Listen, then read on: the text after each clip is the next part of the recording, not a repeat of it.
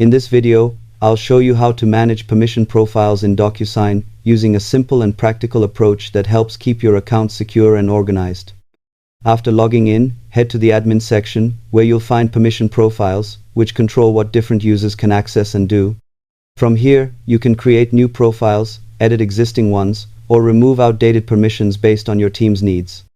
This is especially useful for assigning roles like sender, viewer, or admin with the right level of control.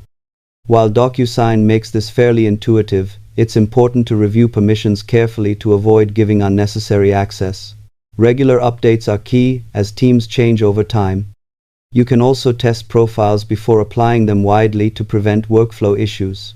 It's a good idea to follow the principle of least access, giving users only what they need.